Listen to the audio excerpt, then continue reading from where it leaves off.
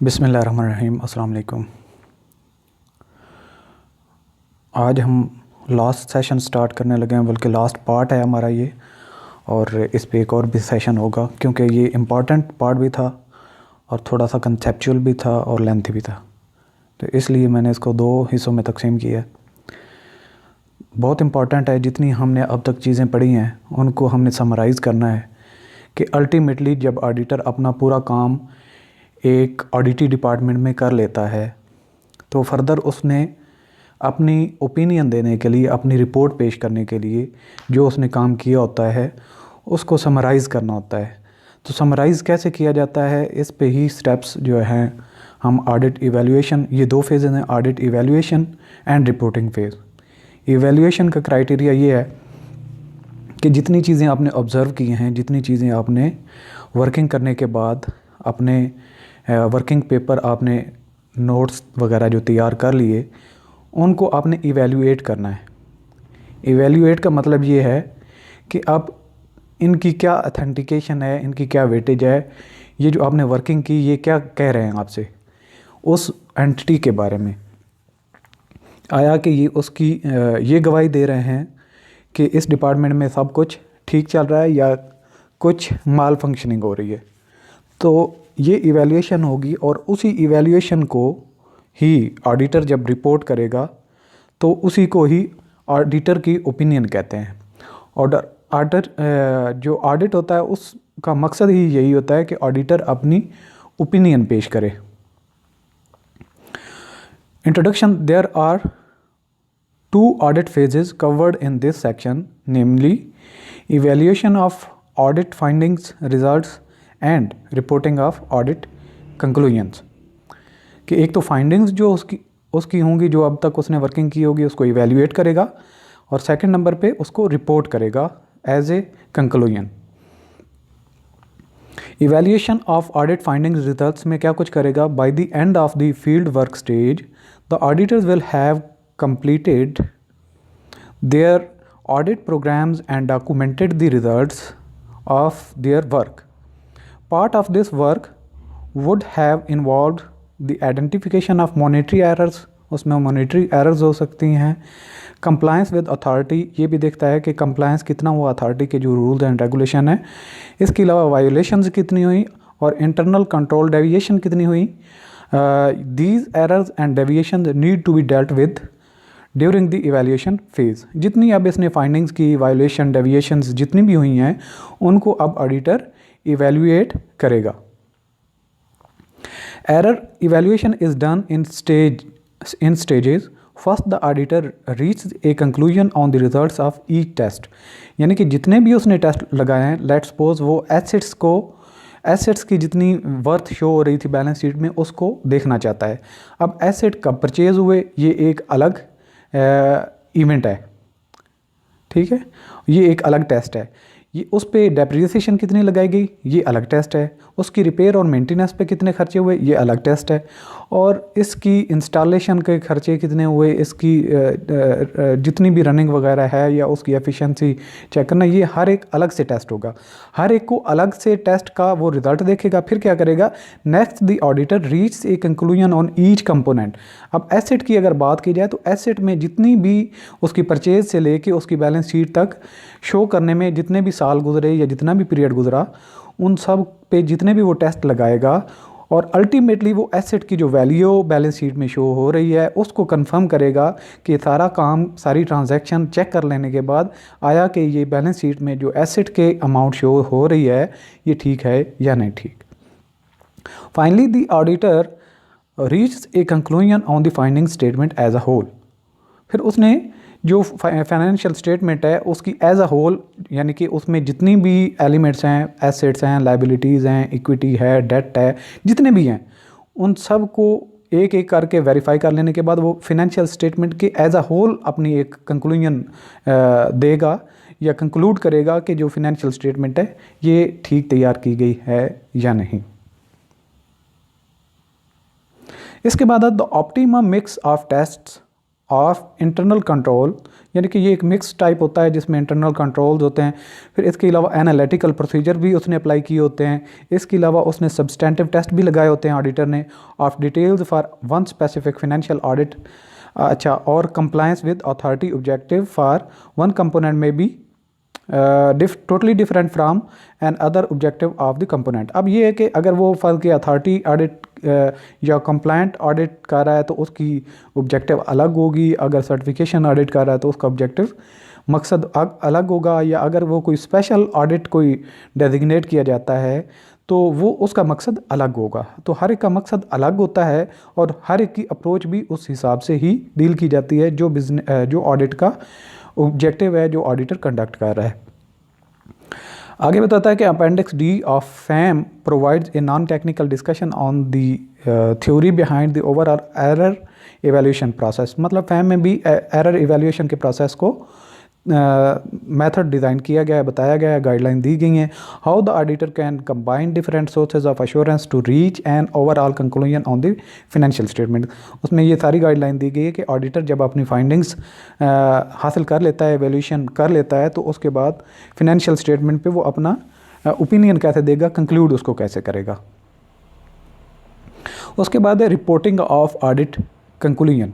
अब ऑडिटर ने इवेल्युएट भी कर लिया, अब जब वो ऑडिटर जो है अपनी रिपोर्ट पेश करेगा, अपनी ओपिनियन पेश करेगा एज ए रिज़ल्ट के तौर पे, एज ए कंक्लूजन, तो उसने मुख्तलिफ फॉर्म्स वगैरह फिल करने होते हैं। उसका क्या मकसद होता है?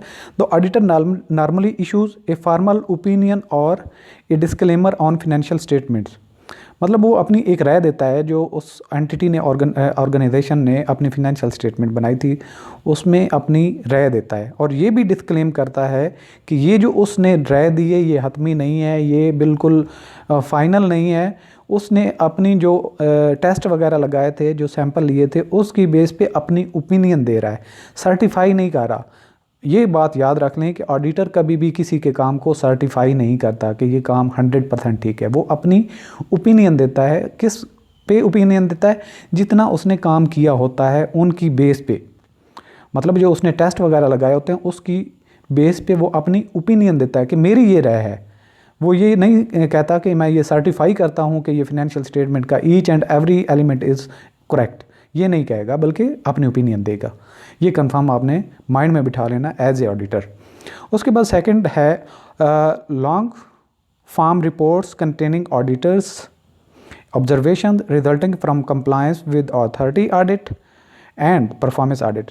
और इसके अलावा एक तो होता है ये अपनी ओपिनियन देता है या राय देता है या डिस्क्लेमेशन देता है, और इसके अलावा वो अपनी रिपोर्ट में एक डिटेल जो है डिटेल रिपोर्ट भी पेश कर सकता है, एक लॉन्ग रिपोर्ट, जिसमें वो अपनी ऑब्जर्वेशन की बेस पे जो उसने कंप्लायंस और अथॉरिटी ऑडिट में फाइंड की होती हैं और परफॉर्मेंस ऑडिट में, तो वो उस पर पूरी एक रिपोर्ट पेश करता है कि मैंने ये ऑडिट किया और फ़लाँ एरियाज़ को मैंने देखा और इसमें ये वीक एरियाज़ थे। तो एक लंबी चौड़ी रिपोर्ट हो सकती है, मतलब उसमें सारी टेक्निकलिटीज़ शामिल हो सकती हैं।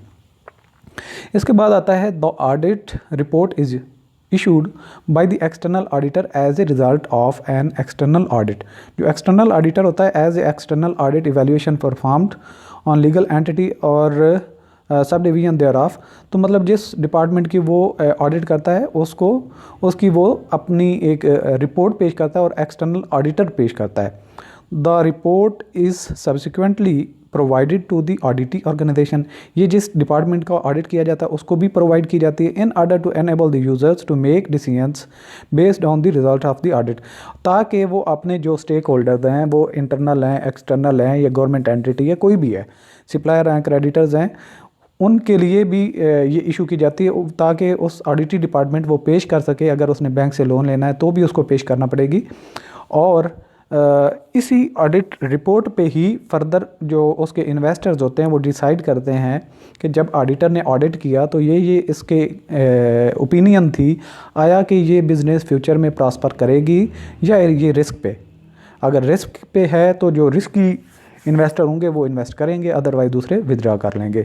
तो मतलब जो ऑडिटर की रिपोर्ट होती है उसकी बेस पे ही स्टेक होल्डर अपने फ्यूचर के उस एंटिटी के अंदर इन्वेस्ट करने या विदड्रॉ करने के बारे में अपने प्लान डिज़ाइन करके डिसीजन लेते हैं।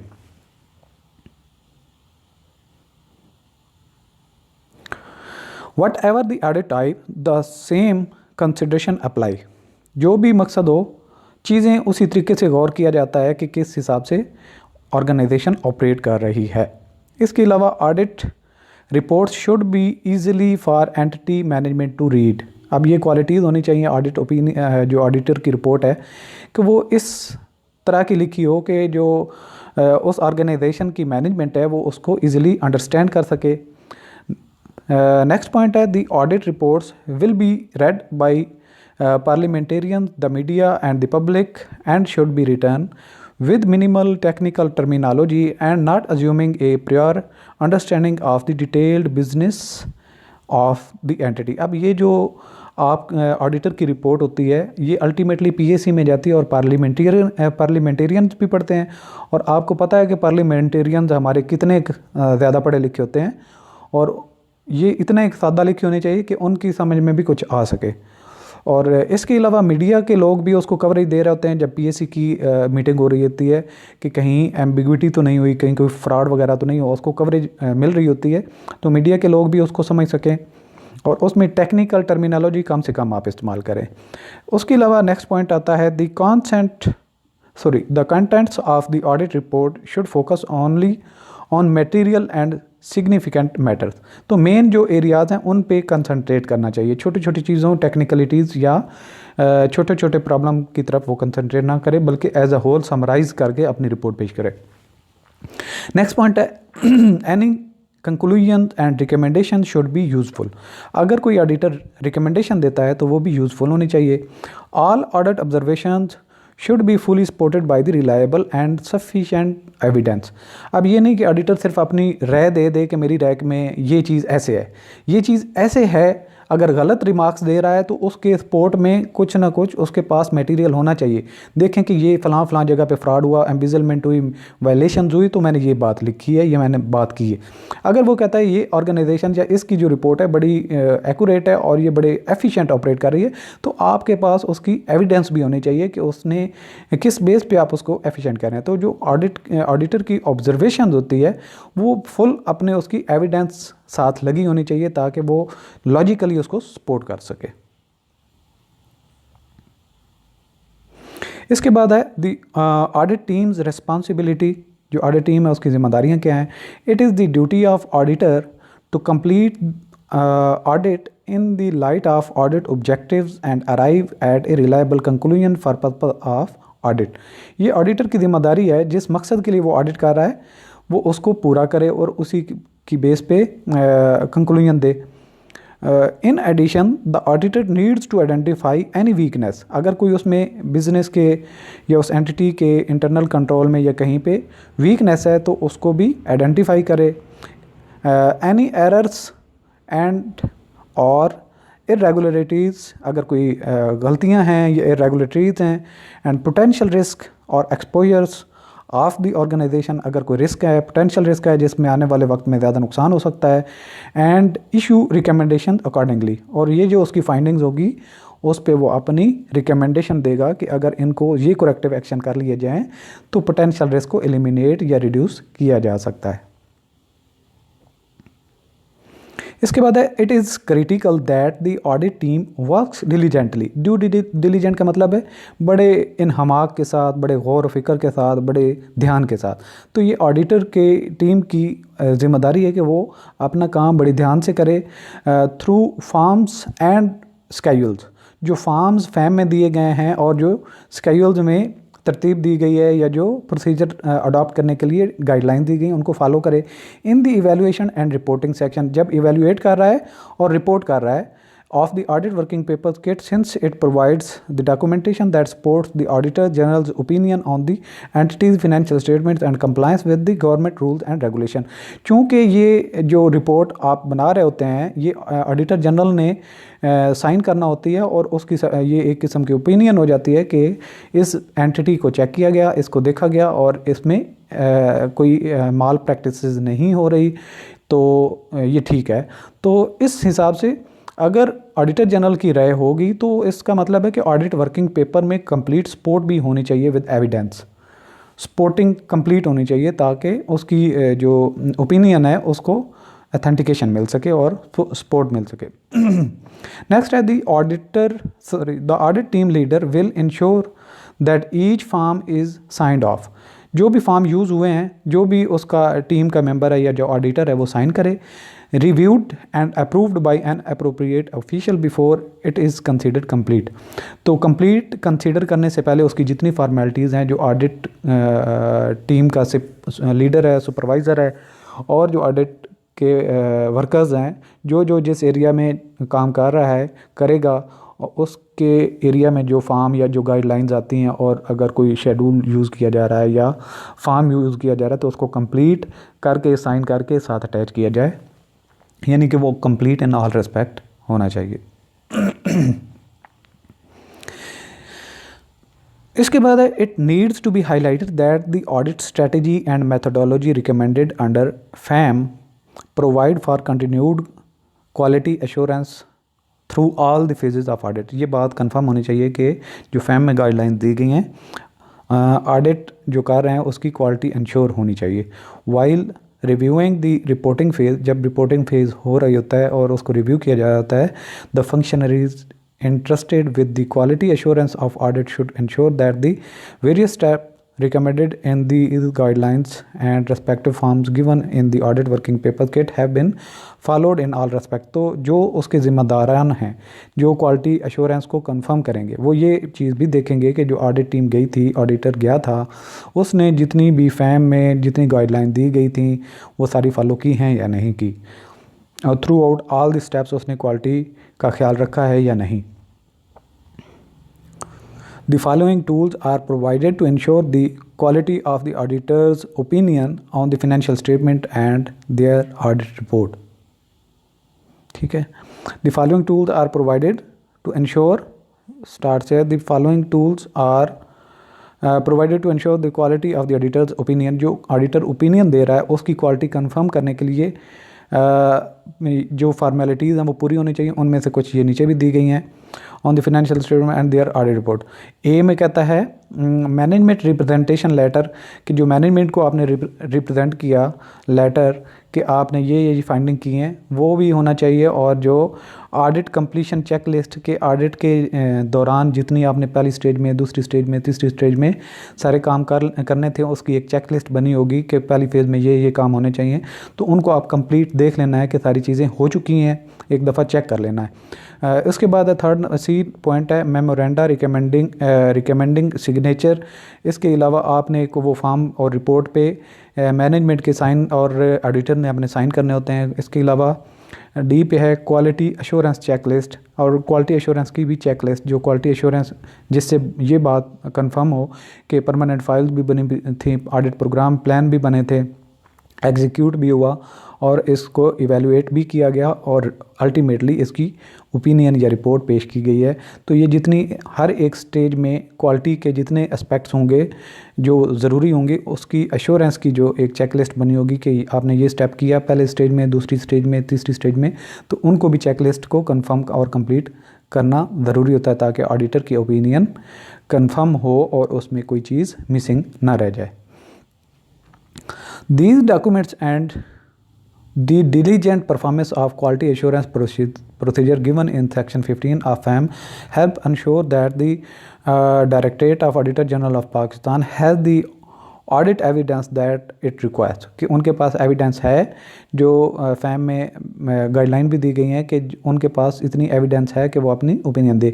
And the auditor general is signing the most appropriate opinion, और जो ऑडिटर जनरल ओपिनियन को साइन कर रहा है वो ठीक कर रहा है। And approving the compliance with authority report based on valid audit finding, और उनके पास सही फाइंडिंग्स हैं जिनकी बेस पे वो कंप्लायंस विद अथॉरिटी रिपोर्ट को भी साइन कर रहा है, मतलब विद प्रॉपर सपोर्टिंग डॉक्यूमेंट्स होनी चाहिए। इसके बाद है a formal process governing how audit observation are developed cleared. अच्छा, यहाँ से जो सेक्शन है हमने जो अब तक पढ़ा ऑडिट के बारे में, जो गवर्नमेंट का एक प्रोफेशनल ऑडिटर एक काम कर रहा होता है गवर्नमेंट डिपार्टमेंट में, उसके जितने भी हमने उस प्रॉस्पेक्ट से पढ़ा है। और अब हम जिस तरफ मूव कर रहे हैं ये सबके नॉलेज में भी होता है, और आपने ये स्टेप अल्टीमेट आपका यहाँ पे ही ये प्रोसेस होता है जब ये फाइनलाइज्ड हो रहा होता है और आपकी जो ऑब्जर्वेशन होती हैं, ऑब्जेक्शंस होते हैं, फाइंडिंग्स होती हैं, उनको अल्टीमेटली कैसे डिस्पोज ऑफ किया जाता है, कैसे हाईलाइट किया जाता है, कैसे आपका काम आगे प्रोसेस में जाता है, ये एक प्रोसेस हम पढ़ेंगे और इंतहाई ज़रूरी है और इसमें से ही काफ़ी हद तक आपके क्वेश्चन आ सकते हैं। तो आपने इसको बड़े ध्यान से इस प्रोसीजर, इस स्टेप्स को अंडरस्टैंड करना है और अंडरस्टैंड करने की कोशिश करना है। अगर एक दफ़ा समझ नहीं आती तो दोबारा से फिर से सुने, आपको अल्टीमेटली आहिस्ता आहिस्ता समझ आना शुरू हो जाएगी। तो ये इंपॉर्टेंट आ रहा है, यहाँ से आगे जितना भी है तो उसको ज़रा गौर से आपने पढ़ना है। A formal process governing how audit observations are develop, कि ऑडिट ऑब्जर्वेशंस कैसे बनती हैं, क्लियर कैसे की जाती हैं एंड रिपोर्ट कैसे की जाती है in the most appropriate reporting style, कि इनका रिपोर्टिंग का स्टाइल क्या है, इंश्योर्स क्वालिटी, इसमें क्वालिटी का भी कंफर्म किया जाता है। This process helps to ensure that contents of the report are correct, और इस पूरे प्रोसेस का मतलब ये होता है या मकसद ये होता है कि ये जो ऑडिट रिपोर्ट है ये करेक्ट है, and that the findings, conclusions and recommendation contained in the report are easily understood and appreciated by the reader of the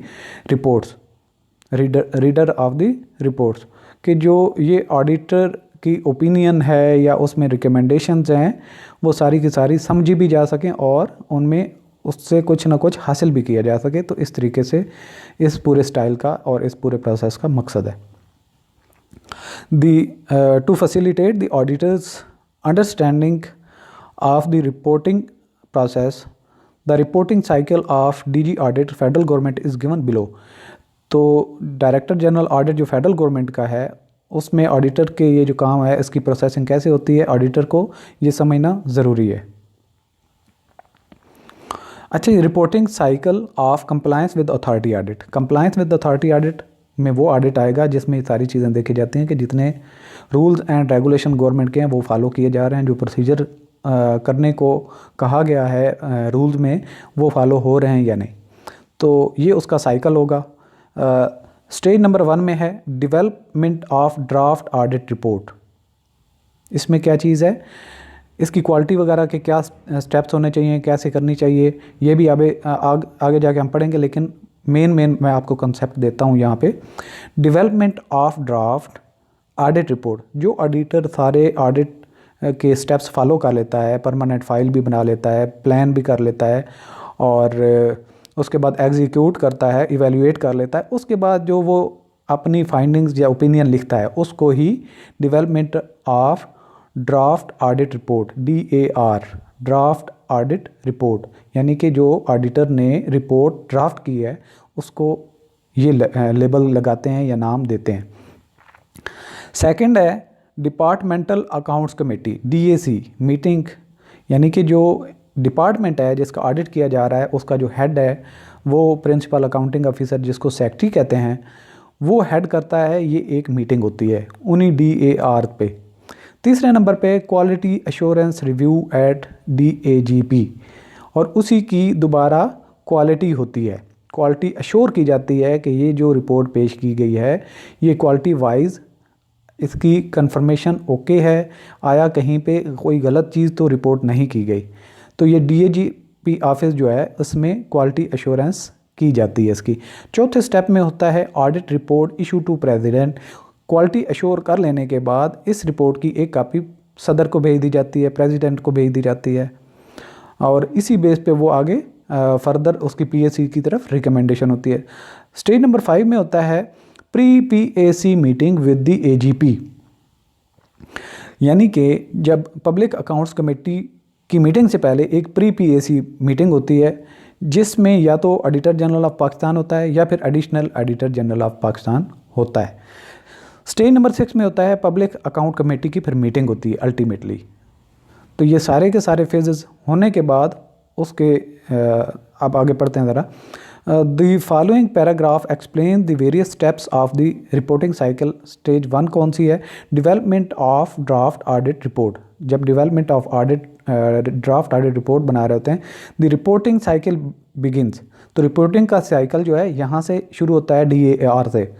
by issuing observation statement, OS statement एक इशू की जाती है। कौन करता है? वो ऑडिटर जो ऑडिट करने के बाद अपने ऑफिस में जाता है और उन पे वर्किंग करता है, और फिर एक ऑब्जर्वेशन की स्टेटमेंट बनाने के बाद जिस डिपार्टमेंट का जहाँ पे वो ऑडिट करके आया है, जहाँ की वो ऑब्जर्वेशन लेके आया है, उनको एक स्टेटमेंट भेजेगा ड्यूरिंग फील्ड वर्क। अच्छा, सेकंड पे कहता है Audit and Inspection Report AIR is issued to the Principal Accounting Officer based on initial management response on the OS। जो ऑडिट ऑब्जर्वेशन बनाई जाती हैं ऑब्जर्वेशन की जो स्टेटमेंट उस ऑफिस को भेजी जाती है जहाँ पे ऑडिट हुआ है, जहाँ पे ऑडिटर ऑडिट करके आया है और ऑब्जर्वेशन बना के उसने भेजी है। वो कहता है कि मैंने ये चीज़ें ऑब्जर्व की हैं, आपका पॉइंट ऑफ व्यू क्या है। वो जब डिपार्टमेंट जिस ऑफिस का ऑडिट हुआ है वो अपनी उसका रिस्पांस देता है कि ये जो आपने ऑब्जर्वेशन बनाई है आपकी गलतफहमी हुई है, जबकि इसके प्रोसेस में ये चीज़ें थी और हम इसको ये सपोर्ट करके वैलिडेट कर रहे हैं, ये देख लें, आप देख लें, ये ठीक है। अगर वो ठीक हो जाती है तो वो उसको ड्रॉप कर देता है। अदरवाइज़ अगर वो सेटिस्फैक्ट्री जवाब नहीं दे पाता तो ऑडिट की इंस्पेक्शन रिपोर्ट बनती है, और ये किसको इशू की जाती है? प्रिंसिपल अकाउंटिंग ऑफिसर को। कौन सा प्रिंसिपल अकाउंटिंग ऑफिसर होता है? वही जिस ऑफिस का डिपार्टमेंट का ऑडिट हुआ है उसके प्रिंसिपल अकाउंटिंग ऑफिसर को वही चीज़ भेज दी जाती है, अगर ऑडिटर उस पर सेटिस्फाई नहीं होता तो। थर्ड स्टेप है इसका, management response is obtain on AIR audit inspection report पे फिर मैनेजमेंट का रिस्पांस लिया जाता है। चौथे स्टेज पे है draft audit report is prepared by incorporating management response on AIR। जो ऑडिट इंस्पेक्शन रिपोर्ट थी उस पे जो मैनेजमेंट से रिस्पांस मांगा गया था उस ऑफिस से जहाँ का ऑडिट ऑब्जर्वेशन बना था, तो वो रिस्पांस भी उसमें DAR जो शुरू में बनाया था ड्राफ्ट ऑडिट रिपोर्ट, उसमें इंसर्ट कर दिया जाता है, ऐड कर दिया जाता है कि हमारी ऑब्जर्वेशन ये थी और मैनेजमेंट जो है जो ऑडिटी डिपार्टमेंट उसकी AIR पे ये ओपिनियन है। स्टेज 5 में क्या होगा? स्टेप 5 में internal quality control checks are performed by supervisors to ensure that the information given in the DAR is complete.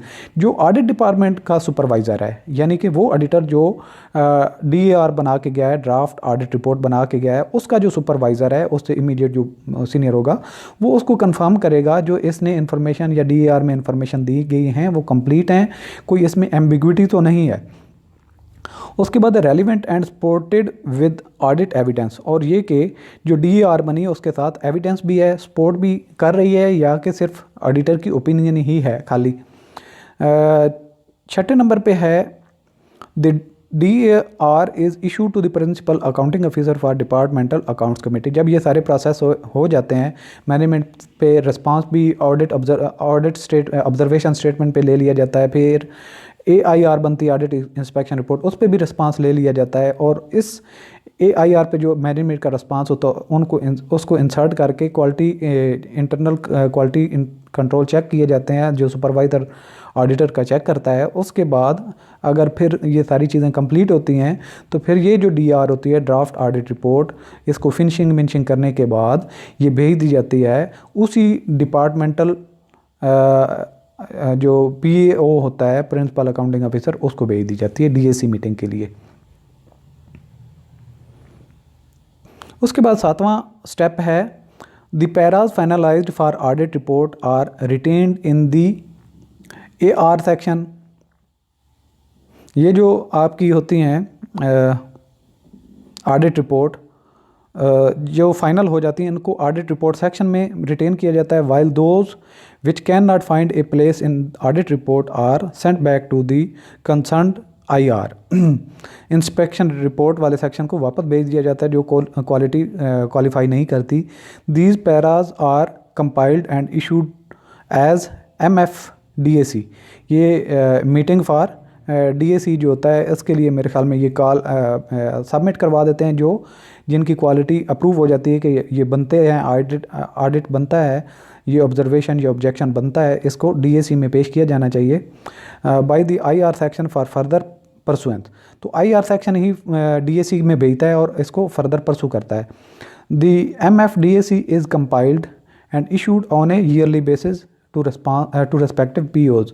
तो ये जितनी डीएसी मीटिंग में पेश की जाती हैं जो ऑब्जर्वेशंस वो एनुअली होती हैं और इनको कंपाइल किया जाता है ताकि एक साल में जब डीएसी मीटिंग होगी तो पीएओ को सारी की सारी भेज दी जाए।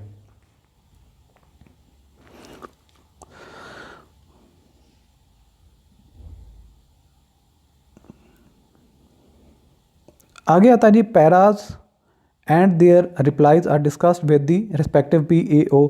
जब डीएसी मीटिंग होती है तो प्रिंसिपल अकाउंटिंग ऑफिसर के साथ रिप्लाई जो होते हैं और जो ऑब्जर्वेशन होती है वो डिस्कस की जाती है। Minutes are prepared and signed. ये जो डीएसी की मीटिंग होती है उसमें जितनी वर्किंग्स हुई होती हैं वो उसकी मिनट बनती है कि हमने इसमें ये कार्रवाई की। मिनट वो होती है जिसमें पूरी जो उस मीटिंग में डिसीजंस होते हैं, जो डिस्कशंस होती हैं वो लिखे जाते हैं। तीसरे पॉइंट पे है DAR as updated on the DAC minutes. तो जो ड्राफ्ट ऑडिट रिपोर्ट होती है उसको अपडेट कर लिया जाता है डीएसी की बेस पर। डीएसी में जो डिसीजंस होते हैं या जिनके रिस्पांस या सोल्यूशन हो जाता है उनको ख़त्म कर दिया जाता है, अदरवाइज़ उनको अपडेट कर दिया जाता है। चौथे स्टेप पे है further audit comments are incorporated in the end as final recommendation of the audit para. तो उस ऑडिट पैरा पे फाइनल रिकमेंडेशन वगैरह लिखी जाती हैं। Final audit report is prepared PAO wise and is send to the AGP office for quality assurance review. अगर कोई audit para PAC में ड्रॉप नहीं हुआ तो उसके लिए फ़ाइनल ऑडिट रिपोर्ट बनती है और ये प्रिंसिपल अकाउंटिंग ऑफिसर जितने भी होते हैं उनकी हर एक की अलग अलग से फाइल बनती है, उसके जितने पैराज होते हैं। फिर ये सारे पैराज को AGP office auditor general of Pakistan के ऑफिस में क्वालिटी एश्योरेंस के लिए भेज दिया जाता है ताकि वो वेरीफाई करें क्वालिटी से। अगर वो सेटिस्फाई होते हैं तो पीएसी की तरफ मूव करेंगे, अदरवाइज़ वो अगर कोई डायरेक्शन देते हैं कि आप इसके इतनी कोई अथेंटिकेशन नहीं बनती, इसका ये सोल्यूशन मौजूद है, आप अगर ये स्टेप फॉलो करें और जिस डिपार्टमेंट का ये ऑडिट ऑब्जर्वेशन है या ऑब्जेक्शन है आप उनसे कंसल्ट करें, फर्दर वर्किंग करें। अगर वो सेटिस्फैक्ट्री वर्किंग कर लेते हैं तो इसको ड्रॉप कर दें, अदरवाइज़ इसको परसू किया जाता है बाद में। अच्छा, अब जब एजीपी ऑफिस में चला गया तो उसकी क्वालिटी एश्योरेंस होगी। यहाँ पे क्या क्या काम होगा? क्वालिटी नंबर 1 में है quality assurance is carried out using DAGP's quality assurance framework. तो जो एजीपी ऑफिस है उसकी जो क्वालिटी एश्योरेंस का जो फ्रेमवर्क है उसके हिसाब से जो ऑडिट पॉइंट्स आए हैं, ऑडिट पैराज आए हैं, उनकी वो क्वालिटी अश्योर की जाएगी। दूसरे स्टेप पे the framework ensure that the work is performed as efficiently and effectively as possible and complies with INTOSAI auditing standards. और वो ऑडिटर के जो काम है उसको कंफर्म करेंगे कि इंटोसाई जो है international organisation of supreme auditing institutes, तो ये उसके जो स्टैंडर्ड्स हैं उनको फुलफ़िल करता है या नहीं करता, इसमें क्वालिटी वर्क है या नहीं है। अगर वो सर्टिफाई होते हैं तो उसकी फ़र्दर प्रोसेसिंग होगी, अदरवाइज़ उसको सेंड बैक किया जाएगा IR ऑफिस में जो ऑडिट का है ताकि उसकी क्वालिटी को इम्प्रूव किया जाए। इसके बाद है जी audit report issue to the president under, जो हमने पहले लिखा था कि जो ड्राफ्ट ऑडिट पैरा रिपोर्ट जाती है और प्रेसिडेंट को under article 171 of the constitution, reports of the auditor general of Pakistan shall be submitted to the president. तो जो इस पे ऑडिटर जनरल ऑफ पाकिस्तान है उसकी रिपोर्ट प्रेसिडेंट को पेश की जाएगी। Who shall cause them to be laid before the national assembly. और यही उसके लिए होता है जब सदर के नॉलेज में आ जाता है तो वो पीएसी की तरफ इसको मूव करता है, या पीएसी उसी की डायरेक्शन पे होती है कि जो सदर के नॉलेज में कोई चीज़ गई है उसको डिस्पोज ऑफ करने के लिए पीएसी मीटिंग होती है, उसकी सारी प्रॉज एंड कॉन्स को देखने के लिए या उसको सेटल करने के लिए, ड्रॉप करने के लिए, या फर्दर उस पर जो भी उसके एक्शन होते हैं गवर्नमेंट के उसके डिसीजन के लिए पीएसी मीटिंग अपना काम करती है। अच्छा जी, इसके बाद है pre PAC meeting with the AGP और एडिशनल ऑडिटर जनरल। जो प्री पीएसी मीटिंग होती है उसमें या तो एजीपी होता है ऑडिटर जनरल ऑफ पाकिस्तान या फिर additional auditor general of Pakistan होता है। पहले पॉइंट में है pre PAC meeting is held with auditor general of Pakistan और the additional auditor general of Pakistan. The audit paras are discuss thoroughly before being presented at the PAC meeting. PAC meeting itself क्या है? PAC meeting ये है जो जितनी भी committees बनती, ज़ैली committees बनती हैं पार्लियामेंट में, कौमी असम्बली में, उन सब कमेटियों में सबसे बड़ी कमेटी जो होती है पीएसी होती है। जैसे ये पिछली शहबाज शरीफ का भी चलता रहा है कि वो पीएसी का चेयरमैन बनना चाहिए। तो इसका मकसद ये होता है कि जो पब्लिक अकाउंट्स कमेटी है उसमें जितने भी गवर्नमेंट ने फ़ंड रेज़ किए हैं, लोगों से टैक्सेस लिए हैं, तो जो आवाम का पैसा है उसकी अकाउंटेबिलिटी को इंश्योर करना, उसमें कहीं ये तो नहीं हो रहा कि कहीं गलत इस्तेमाल हो रहा है उस पैसे का, तो उसको कंफर्म करने के लिए ये पीएसी कमेटी होती है। तो चूँकि किसी भी डिपार्टमेंट में अगर कोई करप्शन हुई है या कोई माल प्रैक्टिस हुई है या डेविएशन हुई हैं, तो वो कौम का पैसा है, कौम का पैसा कहीं ज़ाया तो नहीं हुआ, ये उसको फर्दर देखने के लिए पीएसी कमेटी उसको मैटर को देखती है। दूसरे पॉइंट पे है ये जो है पीएसी मीटिंग में जाने से पहले प्री पीएसी मीटिंग जो होती है उसमें एजीपी या डबल एजीपी उसको सुपरवाइज़ करता है और उसकी क्वालिटी और सारे उसके पहलू को देखता है और उस पर थारोली डिस्कशन होती है कि ये मामला क्या था, कहाँ से शुरू हुआ, उस पर फर्दर क्या स्टेप्स हैं, और इसमें आया कि कोई वाकई है कोई फ्रॉड वगैरह तो नहीं हुआ, या जो मॉनेटरी वैल्यूज़ हैं वो उनको कहीं गलत तो नहीं शो करके कोई किसी को फ़ायदा दिया गया, या उसमें कोई डेविएशन तो नहीं है जिससे कौम के पैसे को नुकसान हुआ हो। सेकंड स्टेप है during the pre-PAC meeting, the audit observations are categorized according to their significance।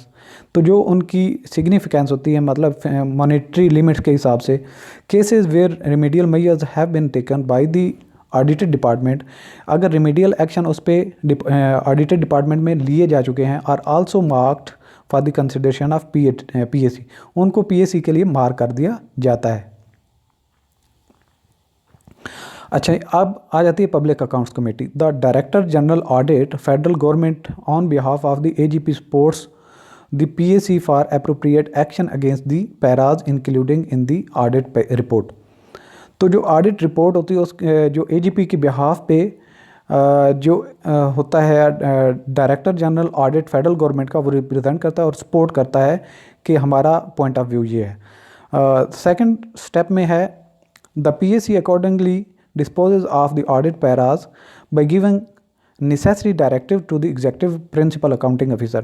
तो जो पीएसी में डिसीजन होता है कि इसको क्या करना चाहिए, फिर जो भी डिसीजन होता है, कोई अगर क्रिमिनल लाइबिलिटी का आता है तो उसको उसके खिलाफ एक्शन लिया जाता है। अगर कोई नहीं ऐसा होता, रिमीडियल एक्शन की ज़रूरत होती है, तो फिर पीएसी में जो प्रिंसिपल अकाउंटिंग ऑफिसर होता है या उसके बिहाफ पे जो सेक्रेटरी के बिहाफ पे कोई और होता तो वैसे सेक्रेटरी रिप्रेजेंट है, तो सेक्रेटरी को वो डायरेक्शन दी जाती है कि आप इसका फर्दर ये स्टेप फॉलो करें और इसको ख़त्म करने के बाद अपनी रिपोर्ट पेश करें।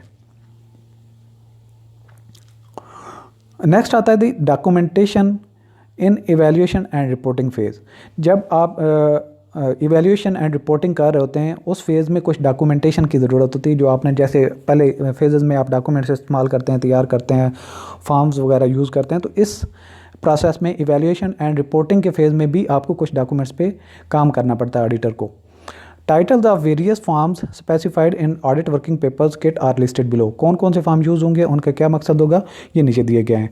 Internal control weaknesses impact analysis, ये भी देखा जाएगा कि इंटरनल कंट्रोल में कौन सी वीकनेसेस थी और प्रिडिक्ट की जाएगी कि इस वीकनेस से फ्यूचर में इम्पैक्ट एनालिसिस पे ये असर पड़ेगा, और ये जो वीकनेस है बिज़नेस पे, इसका नुकसान क्या हो सकता है, इसमें फ्यूचर में क्या इम्पैक्ट पड़ सकता है, तो ये फॉर्म फिल किया जाएगा। इसके अलावा analytical procedure thresholds, analytical procedure जो भी लगाए गए या जो लगाने चाहिए वो भी फॉर्म फिल किया जाएगा। इसके अलावा इवैल्यूएशन ऑफ एनालिटिकल प्रोसीजर, जो प्रोसीजर एनालिटिकल प्रोसीजर लगाए गए उनको इवैल्यूएट किया जाएगा कि हमने ये एनालिटिकल प्रोसीजर लगाए थे, अगर उनके अंदर अगर कितनी परसेंटेज है जो कंफर्म थी, ठीक थे, और एनालिटिकल प्रोसीजर से कंफर्म हो रहा था कि कोई ऐसी एम्बिग्विटी नहीं है, वायलेशन नहीं है, और अगर वायलेशन हुई है तो उसको फर्दर कैसे इवैल्यूएट करके आगे रिपोर्ट करना है, जी इसमें इसको फिल करना है। इसके बाद नेक्स्ट पॉइंट है evaluation of internal control deviation. Internal control में जितनी डेविएशंस हैं जिनको फॉलो नहीं किया जा रहा वो फॉर्म फिल किया जाएगा। इसके अलावा सब्सटेंटिव टेस्ट इवैल्यूएशन, जितने सब्सटेंटिव टेस्ट लगाए गए उनको इवैल्यूएट किया जाएगा। इसके अलावा प्रोजेक्टेबल एरर्स फ्रॉम सैम्पल, तो जो सैंपल लिया गया उससे जो आप बेस करके आप प्रोजेक्ट कर रहे हैं, अंदाज़ा लगा रहे हैं कि ये गलतियां हो सकती हैं, उस फॉर्म को भी आपने फिल करना है। इसके अलावा सब्सटेंटिव टेस्ट को इवैल्यूएट करना, जितने आपने सब्सटेंटिव टेस्ट लगाए उनको इवैल्यूएट करेंगे। फिर और नॉन प्रोजेक्टेबल एरर्स, और उन एरर्स का भी जिक्र करेंगे कि जो नॉन प्रोजेक्टेबल हैं, कि जिनके बारे में आप हतमी अभी तक नहीं बता सकते कि इनका ये नुकसान हो सकता है, और नुकसान होगा तो ज़रूर लेकिन उसकी प्रोजेक्शन अभी पॉसिबल नहीं है, वो फॉर्म भी फिल किया जाएगा। इसके अलावा सब्सटेंटिव टेस्ट इवैल्यूएशन की समरी आपने बनानी है, जितने आपने सब्सटेंटिव टेस्ट इवैल्यूएट किए और उन पे आपने एक समरी देनी है, वो भी एक फॉर्म फिल किया जाएगा। Achieved level of assurance form, जो आपने एश्योरेंस का किस हद तक आपने लेवल अचीव किया है वो फॉर्म फिल किया जाएगा। इसके अलावा एरर इन ईच कंपोनेंट, जो भी कंपोनेंट थे जो फाइनेंशियल स्टेटमेंट में शो किए गए हैं, बैलेंस शीट में शो किए गए हैं, एसेट लायबिलिटीज़, इक्विटी, डेट और इस तरह के जितने भी होते हैं, शॉर्ट टर्म एसेट हैं, लॉन्ग टर्म एसेट्स हैं, उनमें जो एरियाज आते हैं, कंपोनेंट वाइज जितनी एरर्स होती हैं उन फॉर्म को भी फिल किया जाता है। और इसके अलावा overall error in financial statement, अगर पूरी फाइनेंशियल स्टेटमेंट की बात की जाए तो उसमें कौन कौन सी एरर्स हुई हैं वो फॉर्म भी फिल किया जाएगा। इसके अलावा कंप्लायंस विद अथॉरिटी वायलेशंस कितनी हुई हैं, कि कितने रूल्स एंड रेगुलेशन को वायलेट किया गया है। इसके अलावा check list of management representation letter, जो मैनेजमेंट को लेटर रिप्रेजेंट किया गया उसकी भी एक कापी, और sample of management representation letter का जो एक सैंपल है वो भी लगाया जाएगा। इसके अलावा ऑडिट कंप्लीशन चेकलिस्ट, जो ऑडिट कंप्लीट करने के लिए जितनी चेकलिस्ट थी वो भी जो आपने कंप्लीट किया और उसको साइनिंग के बाद भी अटैच किया जाएगा, फिल किया जाएगा। इसके अलावा मेमोरेंडम स्पोर्टिंग सिग्नेचर, फिर जो जो मीटिंग्स हुई, जो डिस्कशंस हुई, उन पे जो पार्टिसिपेंट थे उनके सिग्नेचर, ऑडिटर के सिग्नेचर, और उसके जितना बाकी होगा रिस्पॉन्सिबल उसके भी साइन, ऑडिटर्स की जो ओपिनियन होगी वो भी फिल अप करेगा। इसके अलावा फॉलो अप कंटिन्यूटी स्केड्यूल, कि आपने नेक्स्ट इसको कैसे फॉलो करना है, आपने जो फाइंडिंग्स की हैं इस पे जो रिपोर्ट पेश कर रहे हैं, इसको हर एक ऑब्जर्वेशन को आप कब फॉलो करेंगे, इस पे रिप्लाई कब मांगेंगे, इसको फर्दर कैसे प्रोसेस करेंगे, ये भी एक फिल किया जाएगा। इसके अलावा quality assurance checklist, quality assurance की जो चेकलिस्ट है वो भी फिल की जाएगी ताकि ऑडिटर के काम की जो क्वालिटी है उसको अश्योर किया जाए। ये पढ़ लें, इसमें कोई ख़ास बात नहीं लिखी। इसके अलावा internal control weaknesses, internal control system में जितनी वीकनेसेस हैं उसका क्या इम्पैक्ट वगैरह। Impact analysis, this form tracks the disposal of internal control weaknesses identified, कि जो इंटरनल कंट्रोल सिस्टम में वीकनेसेस थी वो जो आइडेंटिफाई हुई हैं उनको at the time of applying internal control questionnaire during the performance of audit, each control weakness should be noted, हर वीकनेस को कंट्रोल करना है, चेक करना है और नोट कर लेना है। Each weakness indicates whether the entity management agrees with auditors assessment of the weakness, और जो वीकनेस उसने हाईलाइट की है उस पर ऑडिटर जो है मैनेजमेंट का भी पॉइंट ऑफ व्यू लेगा कि वो इससे एग्री करते हैं या नहीं करते, and whether the weakness is so significant that affects the audit plan and will require additional unplanned audit work to be performed. अगर कोई ऐसी वीकनेस सामने आ गई इंटरनल कंट्रोल में कि जो ऑडिटर ने ऑडिट किया उसमें मज़ीद कुछ एरिया को देखना पड़ेगा तो वो भी नोट डाउन की जाएगी। इसके अलावा एनालिटिकल जो प्रोसीजर लगाए गए हैं, जो हमने पीछे ये फॉर्म वगैरह फिल किए हैं, उनको अब डिटेल में हम पढ़ रहे हैं। एनालिटिकल प्रोसीजर थ्रेशोल्ड, जो एनालिटिकल प्रोसीजर आप अप्लाई करते हैं उनको कैसे एवेल्यूएट वगैरह करना है, इसमें ये समरी होगी। Analytical procedures work by comparing an actual value from the financial statement with baseline value. Normally the comparative figures of previous audit years is used as a baseline value, कि आपने उसको compare भी करना है। जो analytical procedure लगाएंगे कि आप फिनेंशियल स्टेटमेंट में आपने जो फिगर्स वगैरह देखे उनको बेसलाइन किस से कंपैरेटिव करेंगे। नॉर्मली ये होता है कि जो पिछले साल की फिनेंशियल स्टेटमेंट थी उनके साथ आप कंपेयर करके आप वेरिएशन को डिटेक्ट करेंगे और देखेंगे कि ये वेरिएशन क्यों है। If the difference between the actual value and the baseline value exceeds a certain threshold, कि अगर एक तो हद तक तो वेरिएशन हो सकती है लेकिन वेरिएशन की अगर लिमिट बढ़ जाए तो फिर उसकी वजह देखी जाती है और उस पर जांच पड़ताल की जाती है। Then the analytical procedure has not provided the required assurance and additional audit work may be required. अगर उससे अश्योरेंस नहीं मिलती तो रीवर्क करना पड़ेगा ऑडिट के उसी सब्सटेंटिव टेस्ट वगैरह पे। This form is used to calculate the threshold that the auditor should apply to each analytical review procedure and used in audit. Complete instructions are provided on the form. तो form पे complete information भी दी गई है। मकसद ये है कि जो एनालिटिकल प्रोसीजर लगाए गए हैं उनसे जो मकसद है वो हासिल होना चाहिए। ये हमारा सेशन अभी चलेगा। हमने जितने पिछले फॉर्म पढ़े हैं उनको हम कैरी ऑन करेंगे फर्दर भी, और कि कैसे उनको फिलअप करना है और उनका मकसद क्या है। तो एक सेशन अब हमारा एक रह गया है इसी टॉपिक पे, तो तब हमारा ये फिर ख़त्म हो जाएगा। और इसके बाद हमने नॉर्मल जो ऑडिट की बुक है जो बीकॉम या एमबीए वगैरह में पढ़ाई जाती है उसको भी कंसंट्रेट करेंगे, क्योंकि ऑडिटर के पेपर में ऑडिट का कोई भी एरिया हमने छोड़ना नहीं है जिस पे आपकी अंडरस्टैंडिंग ना हो। और सम टाइम ऐसे भी होता है कि जो पेपर बनाने वाला एक ही टॉपिक पे 5-5, 6-6 क्वेश्चन बना देता, तो हमने कोई भी रिस्क ऐसा नहीं लेना, क्योंकि आपके फाइनल पेपर में एक एक नंबर बहुत इंपॉर्टेंट होगा आपके मेरिट के लिए। So we will not take risk and we shall cover all of the components of your given syllabus in declaration made by the FPSC. Better and best of luck for your preparation. Thanks. Allah Hafiz.